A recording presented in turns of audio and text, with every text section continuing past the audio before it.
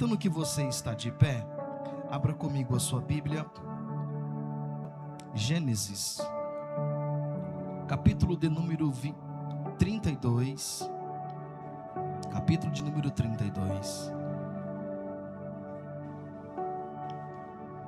Versículo de número 27. Gênesis 32.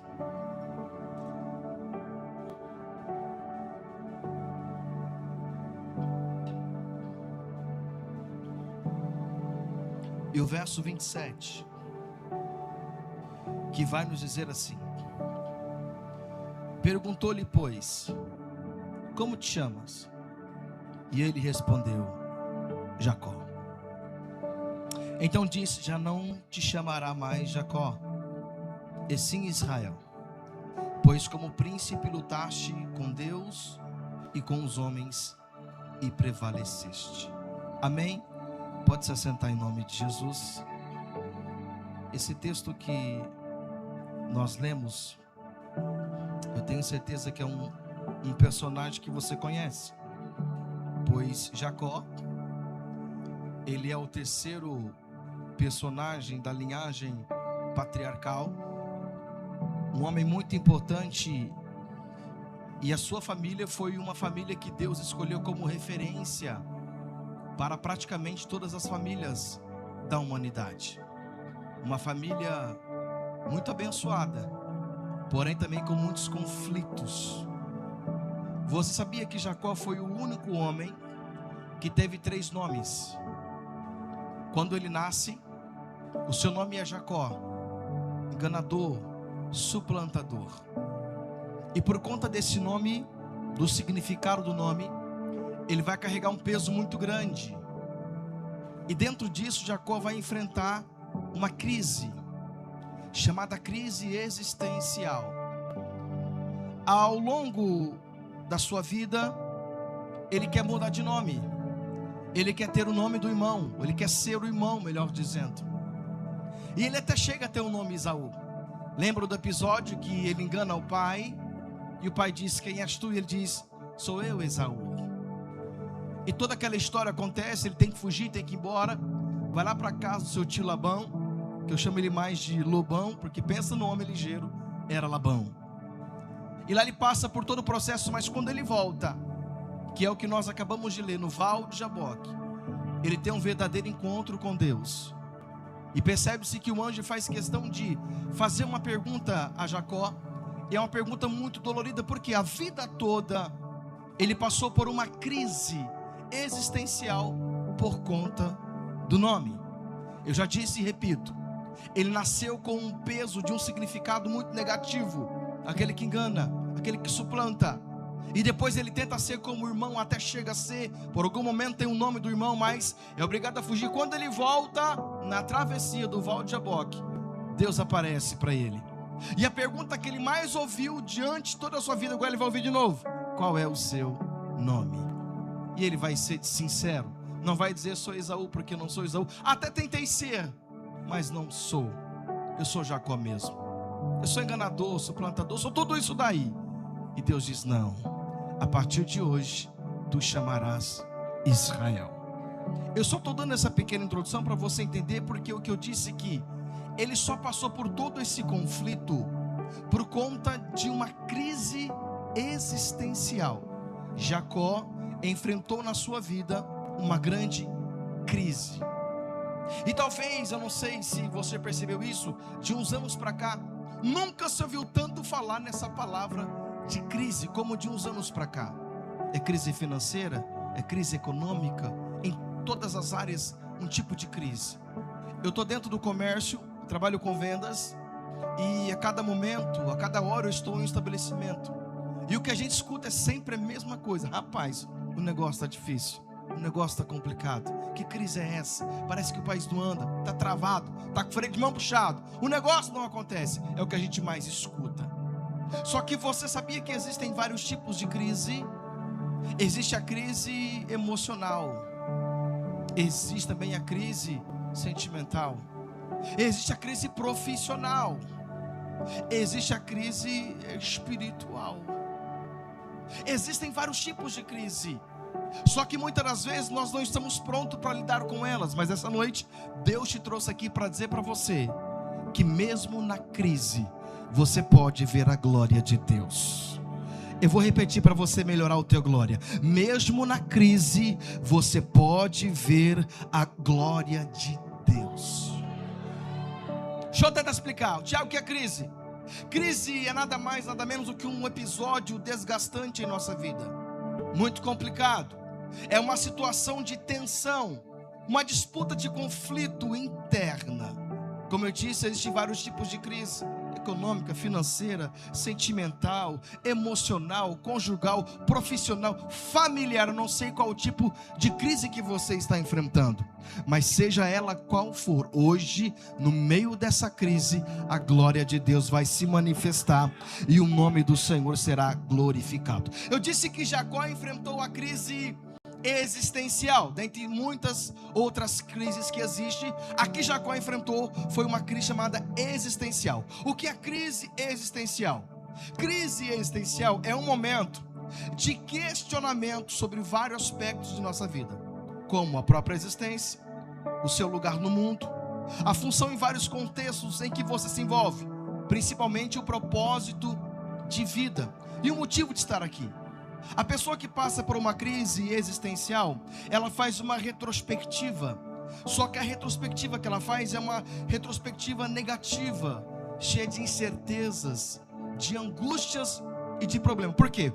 A fase que ela está enfrentando não abre os seus olhos para enxergar e olhar para trás o que Deus já fez de bom, o que Deus já fez de melhor. A pessoa que está vivendo uma crise existencial, ela só olha para trás e só vê coisa negativa, coisa que vai desgastando, coisa que vai tirando as suas forças. E um dos principais focos da crise existencial é aquela grande pergunta da humanidade: quem eu sou? O que sou? O que eu estou fazendo aqui? E para onde eu vou? E quando isso acontece conosco que vivemos da fé, conosco que vivemos da presença do Senhor, faz com que a gente venha oscilar na fé. Um dia a gente crê e o outro dia a gente descrê. Um dia a gente está crente demais e tem dia que não temos forças nem para vir para a igreja. Tem dia que você está tão crente, tão crente, tão crente, que se aparece um gigante Golias diante de você. Se você não enxerga um gigante, você enxerga um anãozinho de 1,10 m e dizer: vou atropelar ele. Porém tem dias que oscilamos tanto na fé que um pequeno problema, uma mensagem, ou para os mais fracos, perdão a palavra, uma indiretinha no Facebook, ou uma mudança do status de alguém, já faz você mudar os seus planos, o seu foco em Deus. Aí o que acontece? Já está enfrentando um tipo de crise, já está passando por um problema, e quando vem algo como esse, faz você oscilar. E no dia que você está crente demais, e no outro dia você já oscilou, já descrê. Parece que a palavra que foi pregada no culto anterior, ou no culto que você está cultuando, parece que não faz efeito, parece que não tem poder. Mas a questão não é a palavra, a questão é de como eu recebo essa palavra e o que eu faço com essa palavra. Só que a crise é tão grande que parece que sufoca aquilo que foi ministrado. Jacó foi tão sufocado a crise durante anos da sua vida, por tentar ser alguém que ele não era, até ele enxergar que ele só precisava ser o que ele era. E quando ele entende isso, ele compreende, ele diz: obrigado, Deus. E por conta disso teve a sua vida transformada. Tiago, por que você está dizendo tudo isso? Porque eu quero falar para você que teve algumas pessoas na Bíblia também que enfrentaram as suas crises, e no meio dessas crises enxergaram a glória de Deus. Levanta sua mão, já quero começar a profetizar. Eu não sei de que jeito que você entrou aqui e qual o tipo de crise que você está enfrentando, mas Deus me manda dizer para você hoje: fica tranquilo, porque é na crise que a glória de Deus vai se manifestar.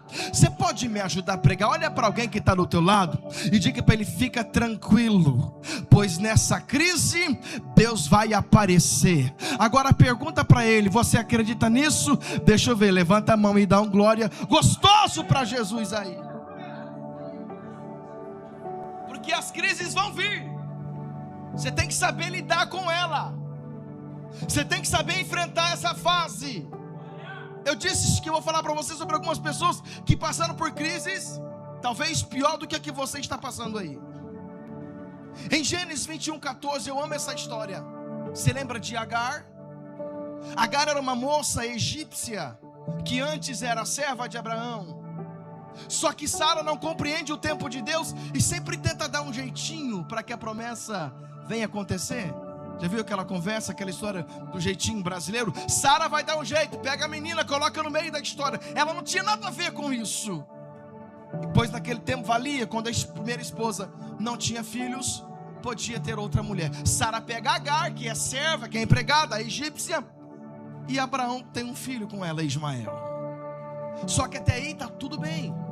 Só que se você ler o texto, quando Agar descobre que está grávida, ela muda com Sara. Agar aqui, ela vai fazer algo que nós não podemos cometer. Quando ela recebe a bênção, quando ela é abençoada, ela menospreza a sua senhora. Vai acontecer uma briga, um conflito. Ela sai de casa, ela foge. Só que lá no poço, o anjo encontra com ela, faz com que ela volte. Ela tem que voltar. Obedece a tua patroa, pede perdão, reconcilia, volta. Anos depois, vai nascer Ismael. Quando nasce Ismael, é aqui que acontece.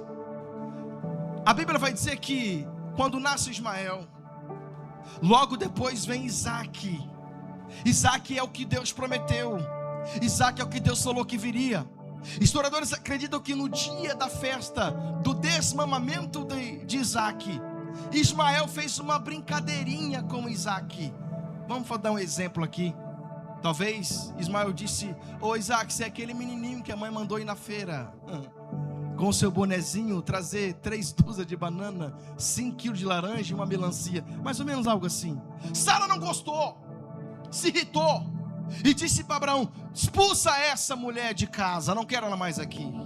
E do dia para a noite, Agar, que agora era a segunda esposa de Abraão, do homem mais poderoso e rico daquele tempo, no dia seguinte ela é acordada por alguém. Ela não se planejou, ela não teve tempo para planejar nada. Ela simplesmente é acordada. Ei, levanta, acorda, toma aqui um odre de água, toma um cesto com pão e vai-se embora dessa casa, porque a partir de hoje você não mora mais aqui.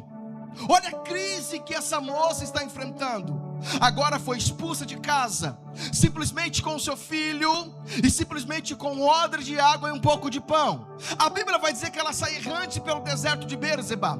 A palavra errante no seu original é sem rumo, sem direção. Tanto faz ir para a direita quanto ir para a esquerda. Voltar para trás eu não posso. Mas ela está sem direção. Ela não sabe para onde ir.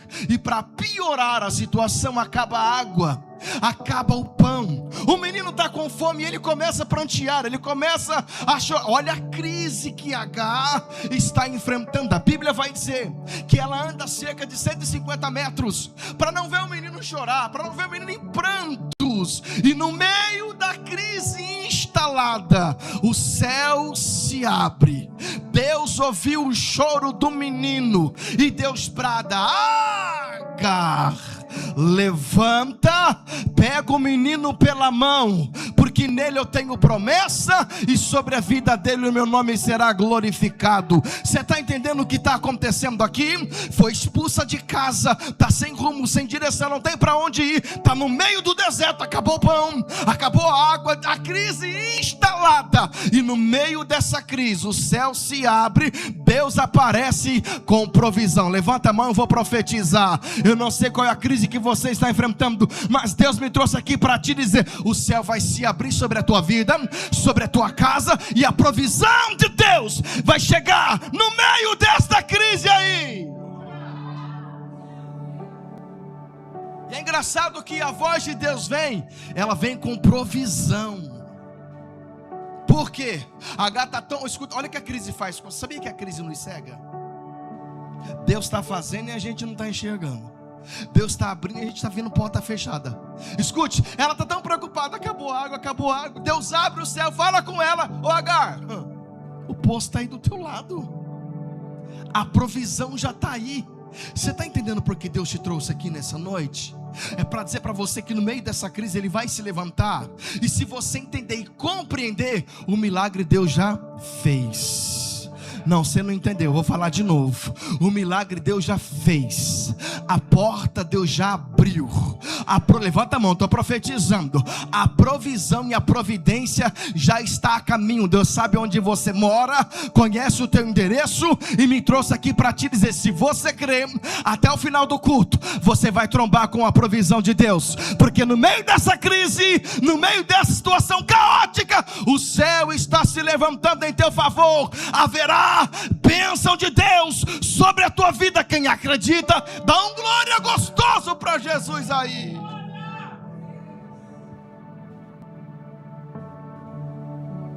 A crise nos cega. Ela está tão focada no problema que não viu o poço do lado. Mas essa noite Deus está abrindo os teus olhos. Você vai parar de ver problema, você vai ver solução. Não, deixa eu falar aqui, Jesus. Você sabia que tem gente que só vê demônio, não vê anjo? Só vê problema, não vê solução? Está tão focado na crise que o que aparece... Vou dar um exemplo. Arruma um negocinho no carro. Quebrou, Jesus, tem que arrumar, vamos fazer, tá, beleza. Aí aparece: nossa, era só o que faltava. O que mais falta quebrar? Você só está olhando para o problema. Mas essa noite, em nome de Jesus, no meio dessa crise, Deus vai abrir os teus olhos. Chega de ver derrota, tu vai ver vitória. Chega de ver porta fechada, tu vai ver porta aberta. Chega de ver demônio, tu vai ver anjo na tua casa. Tem crente só vê vulto, pelo amor de Deus, em nome de Jesus. O que você vai ver é bênção do céu que está chegando para a tua casa. No meio dessa crise, a glória de Deus vai se manifestar. Em 1 Reis 17:13, a viúva de Sarepta. Aqui não é só ela que está em crise, a nação está em crise, porque lá atrás o profeta Elias profetizou: segundo a minha palavra não vai chover, não vai descer água. Historiadores acreditam que estava quase no fim de terminar essa profecia. E o profeta chega a Sarepta, escute isso para você entender. Quando ele chega lá, o caos está instalado. Essa mãe está pegando os últimos gravetos para fazer a última refeição. A crise é uma só: nós vamos comer, vamos nos alimentar, o alimento vai fazer digestão. Quando vier a fome de novo, com ela vem a morte, porque não tem mais comida. A terra está seca, a planta não nasce. Olha a cabeça dessa mãe. Ela vai alimentar o filho e sabe, quando a fome vier de novo, a fome não vai vir sozinha, com ela vai vir a morte. Só que o profeta chega na crise. O profeta chega no meio do caos e diz: mulher, primeiro faz um favor, aleluia, faz um bolo para mim. Profeta, você não está entendendo. Não faz para mim primeiro, porque assim diz o Senhor: no meio da crise, a farinha da panela não vai faltar, o azeite da botija não vai acabar. Levanta a mão, eu estou profetizando. O meu Deus está visitando o celeiro de alguns crentes aqui, aleluia. Deus está visitando o celeiro de pessoas aqui hoje. Essa porta foi Deus que abriu. Ele vai te honrar no teu trabalho. A farinha da panela não vai faltar e o azeite não vai acabar.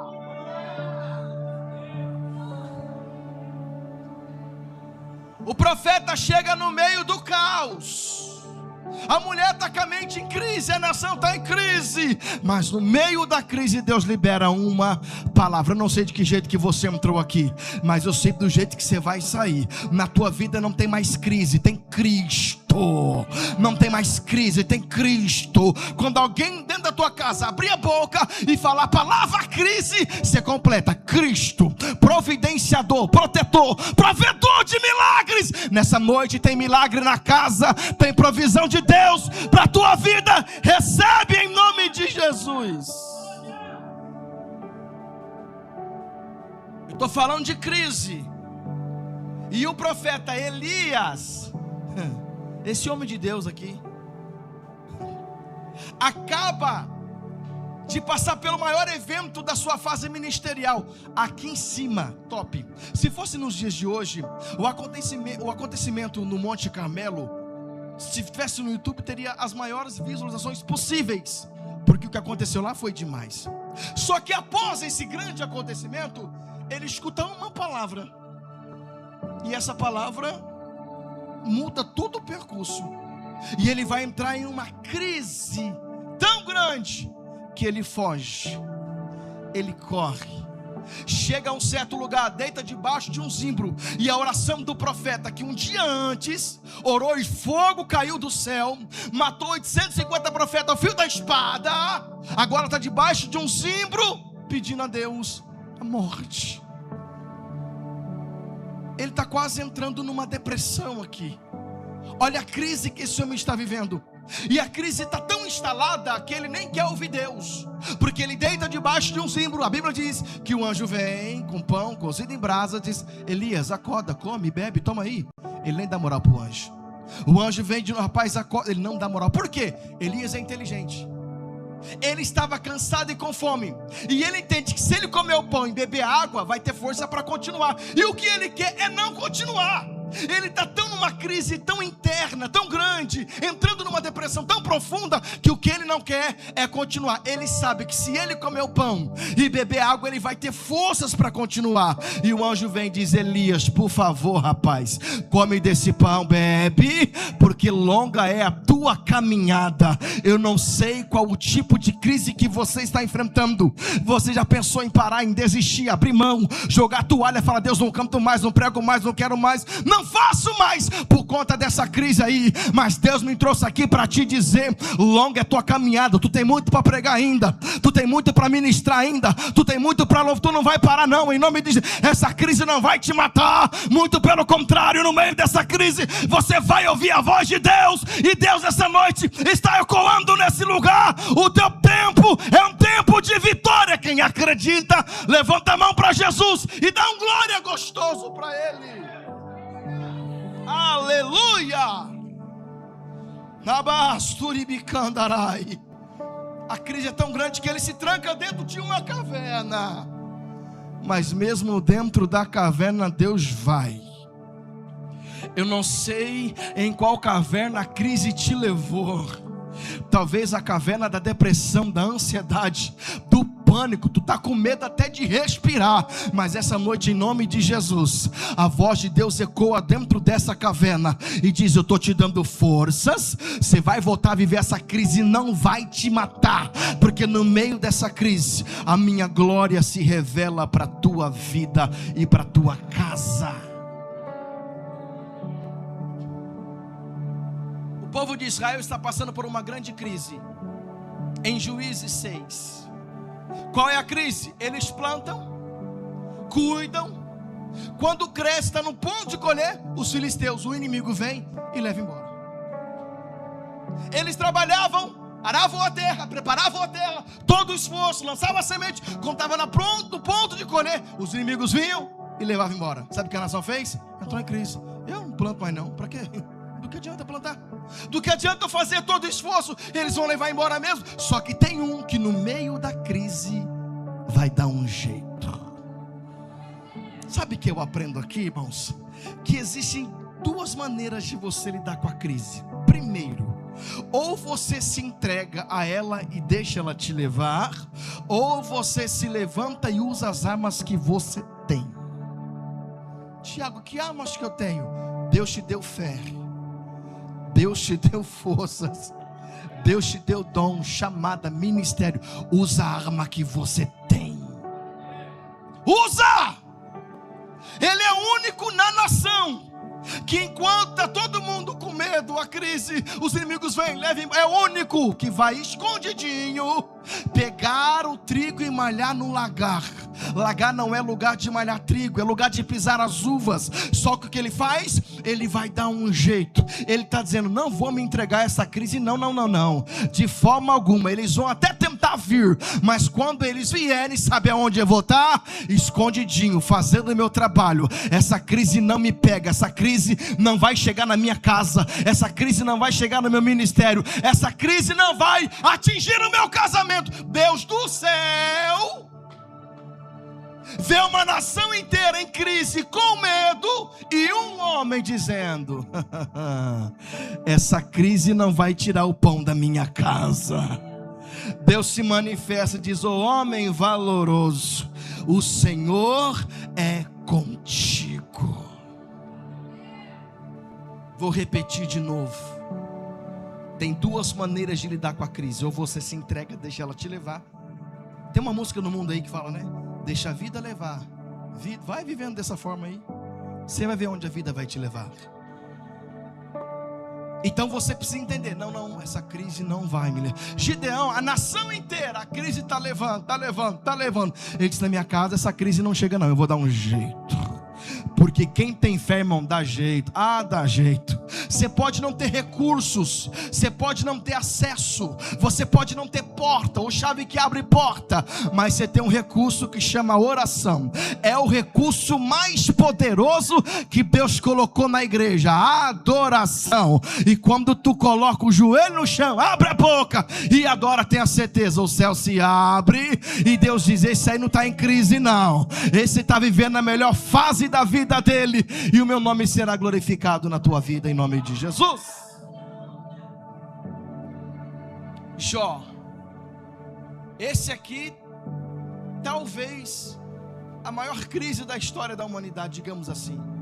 Eu sei que hoje existem doenças incuráveis, pessoas com diagnósticos aí que só Deus para fazer. Só que este homem agora está quebrado. Eu vou tentar dimensionar aqui o que Jó era na época. Pela quantidade de camelos e jumentos que Jó tinha, na época o camelo era o único meio de transporte que existia. Então, trazendo para os dias de hoje, Jó era dono da maior transportadora da época. Jó tinha muitos cavalos, que eram os carros da época. Ele tinha na sua fazenda uma concessionária. E do dia para a noite, você sabe, Deus decide provar, e Jó perde tudo. E quando a crise chega no ápice, que a esposa vê ele sentado num monte de cinza, de lixo, pegando um caco de telha que talvez era da sua área, da sua varanda, de um dia de descanso, coçando da sua ferida, no ápice da crise, a mulher não aguenta e diz: Jó, amaldiçoa o seu Deus e morre. Só que ele, no meio da crise, se levanta e diz: como falas uma louca. Olha como Jó é inteligente. Ele não está dizendo para ela assim: ô sua maluca. Não, você está falando como louca, mas você não é louca. Jó se levanta no meio da crise. O que ele vai dizer? Eu sei que o meu Redentor vive e que em breve se levantará. Levanta a tua mão, eu vou profetizar. Deus está te dando uma força tão grande que essa crise é nada diante de você.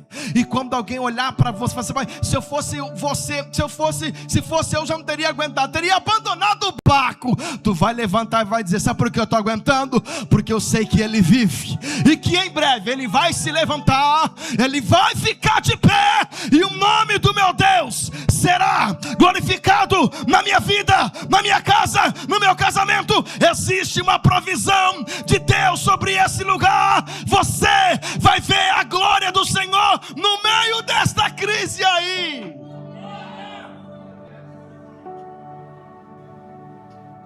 Você quer ver crise? Em 2 Reis, o capítulo 6 em diante, Samaria é cercada pelo rei Ben-Hadad. A cidade é fechada. E naquele tempo as cidades eram fechadas, os seus muros, as suas portas, por questão de segurança. Muro na Bíblia fala de proteção, lugar seguro. E com as suas portas trancadas, não entra comerciantes, ou seja, comida, alimento para o comércio. A cidade está sitiada, o rei está do lado de fora, cercando com teu exército. O que acontece? Não tem giro de comércio, não entra comerciante, não entra comida, não sai comida. Dentro da cidade a crise se instala. O que acontece? Acaba o alimento. Eu vou dizer para você, olha que crise complicada. Essa crise está tão instalada, ela chega a um ponto tão caótico que o povo está conversando, tão faminto, e uma mãe olhar para o povo assim: eu tive uma ideia, vamos matar o meu filho hoje? A gente cozinha, come ele. Isso aconteceu, tá? Canibalismo, na Bíblia. A gente mata ele, aí amanhã a gente mata o seu. Fechou, combinado. Mata o menino. No outro dia, quando é para matar o Dalton, não, meu filho não. O que acontece? O caos se instala. a cidade inteira em caos, e o profeta Eliseu vai para o meio da cidade, no meio do caos, vai profetizar. Deixa eu te fazer uma pergunta: você sabe o que significa profetizar? A gente fala tanto em profetizar, profetizar, profetizar. Irmão, levanta a mão, sabe o que significa profetizar? Profetizar significa trazer Deus para o ambiente. Vou falar de novo. Profetizar significa trazer Deus para o ambiente. O caos está instalado na cidade, todo mundo brigando, um querendo matar o outro, porque matou o filho e a outra não quer dar o filho dela. O caos está instalado, o profeta chega no meio do caos e diz: assim diz o Senhor, amanhã, a este mesmo horário, haverá provisão de Deus na porta da cidade. Espera aí, que profecia doida é essa? Aí tem um senhorzão lá que era capitão do soldado da guarda, que ele vai dizer: até parece, mas nem se Deus abrir a janela do céu. O profeta diz: ô incrédulo, você vai ver, tu vai enxergar a provisão, mas não vai desfrutar dela.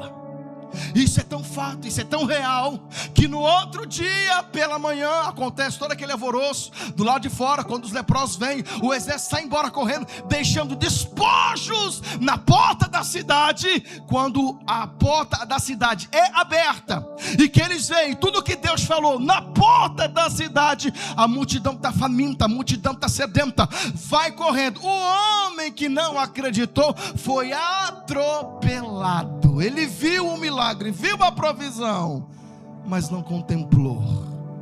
Sabe por quê? Porque a incredulidade mata. Só que o que o profeta profetizou aconteceu. Amanhã, a este horário, haverá provisão na porta da cidade.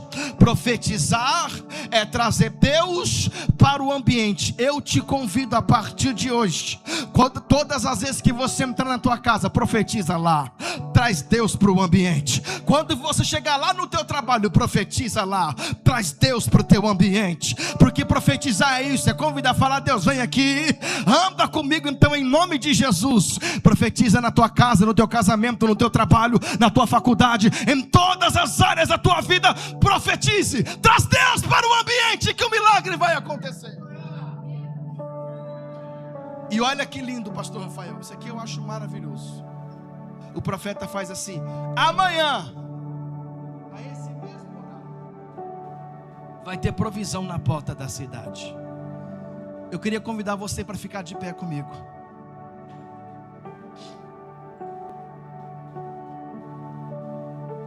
Cadê os músicos? Seria muito pedir para vocês cantar o segundo louvor. Se o trovão e o mar. Eu preciso que você entenda isso aqui agora. O que o profeta declara é muito forte. Ele diz: gente, amanhã, a esse mesmo horário, haverá provisão na porta da cidade. Deixa eu fazer uma pergunta para a mídia: tem como colocar o relógio aqui? Tem como colocar o relógio aqui? Isso. Como colocar o horário aqui? Tem como? Olha o que ele faz. Ele chega no meio da crise, instalado no meio do caos, e traz Deus para o ambiente. E o que ele declara é: amanhã, a esse mesmo horário, haverá provisão de Deus na porta da cidade. O que ele declara é forte, pois o que esse povo está vivendo é falta de comida, é falta de provisão, não tem nada, acabou, está zerado, o estoque baixou, não entra, não tem comércio, é impossível que alguma coisa aconteça. Mas como eu disse, o profeta traz Deus para o ambiente, e quando Deus chega no ambiente, não tem como o milagre não acontecer. Não tem como Deus estar num ambiente e nada, não é impossível. Não tem como Deus chegar em um lugar e nada acontecer. Por isso, se eu fosse você, eu já começava a dar glória, porque Ele está aqui. E se Ele está aqui, alguma coisa vai acontecer na tua vida, na tua casa, em nome de Jesus. Conseguiu? Vai dar certo ou não vai? Olha lá. Agora eu preciso que a igreja entenda isso. Essa igreja é uma igreja de atos proféticos. Eu amo vir aqui, pastor. De verdade, obrigado. Porque essa igreja é uma igreja de atos proféticos. Que hora que ela é a igreja? 8h56. Olha o que o profeta faz. Ele chega e diz: ô gente, amanhã, a esse horário, haverá provisão na porta da cidade. Tu vai ser profeta agora na tua vida e na tua casa. Tu vai repetir comigo o que eu disser. E tenha certeza que amanhã, às 8h57 da noite, haverá uma provisão de Deus na tua vida, na tua casa. O teu telefone vai tocar, e do outro lado uma novidade de Deus, uma notícia de Deus. Deixa eu ver quem acredita. Levanta a mão e dá um glória gostoso para Jesus. Vamos lá. Diga assim comigo: amanhã. Tá fraquinho demais. Amanhã, às 8h57, haverá provisão de Deus na minha vida, na minha casa, no meu trabalho. Só quem acredita levanta a mão e dá um glória gostoso para Jesus. Haverá providência de Deus sobre a tua vida.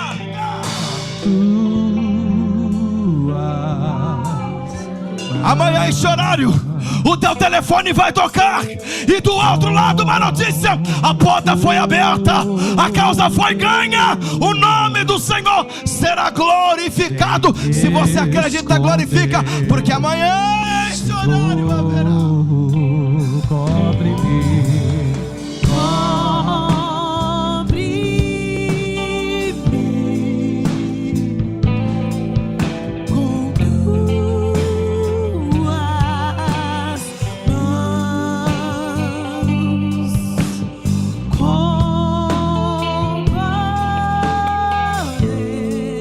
Aleluia. Derabadácia. Deplanto calabadácia. Se o trovão e o mar se erguendo vem sob a tempestade,